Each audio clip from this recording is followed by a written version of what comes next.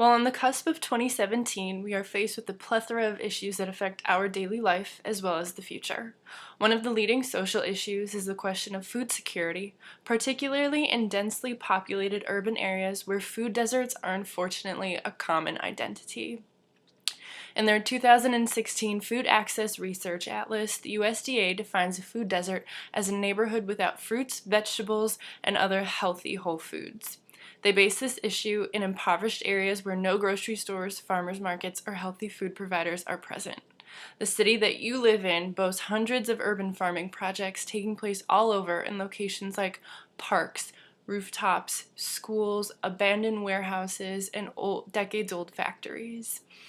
According to the Urban Agriculture Network in 2001, urban farming is defined as intensive production methods using and reusing natural resources and urban wastes to yield a diverse array of land, water, and air-based crops contributing to food security, health, livelihood, and environment of the individual, household, and community. Today I am going to share with you 3 different urban agriculture growing methods and how they work.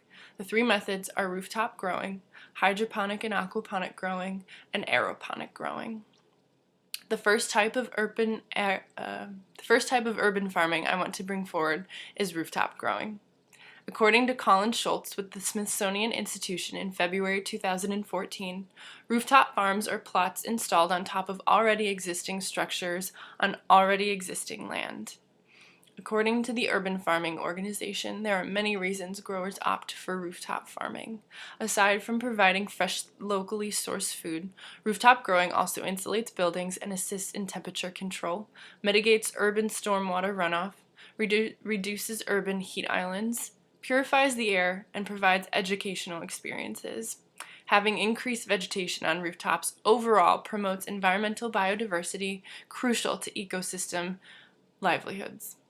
What you can do with your rooftop space is limitless in terms of how you grow. Popular options for growing include container gardens or cultivating in pots and raised beds. If you live in a small space, green walls are also an option as they grow vertically. Chicago is home to hundreds of rooftop farming ventures, both big and small scale. In 2013, NPR's Eliza Barclay in The Salt, What's on Your Plate, reported that there were over 359 green roofs used for production in the city of Chicago. A notable farm in the North Side's Uncommon Ground restaurant, founder of the nation's first organic rooftop farm. They implement container gardens, raised beds, and vertical growing walls.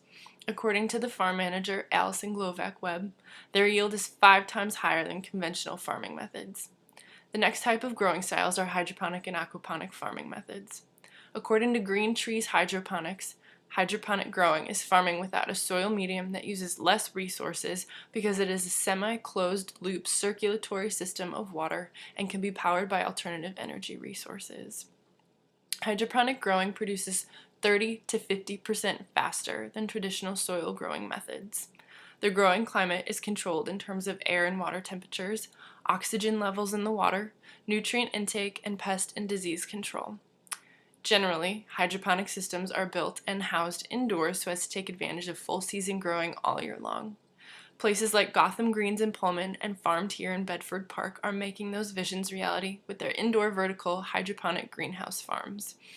Hydroponic systems are rafts of porous growing material full of crops that float on top of the water bins, constantly circulating nutrients, water, and oxygen, all necessary to the health and growth of the plants.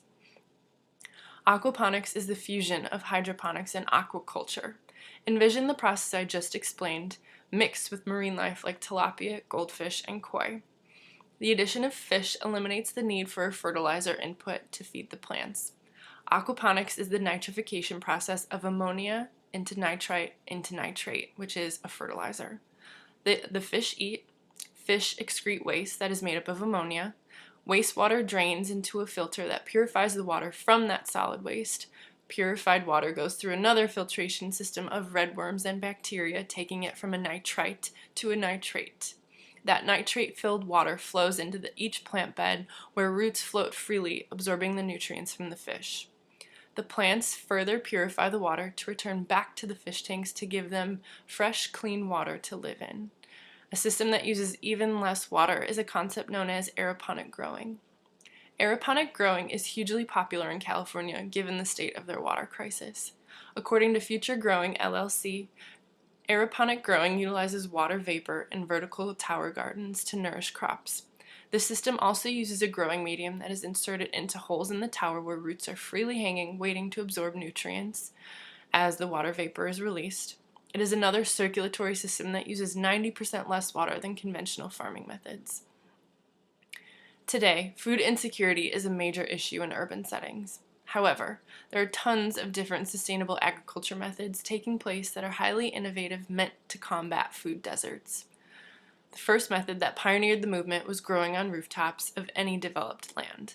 Next came hydroponic and aquaponic growing, utilizing reusable water and fish to grow plants. Further innovation led to aeroponic growing, utilizing 90% less water than most growing methods. There are many diverse projects taking place all around us, of which I have only covered 3. With that, food deserts are being vigorously battled against with the urban agriculture movement of innovative farming techniques. Thank you.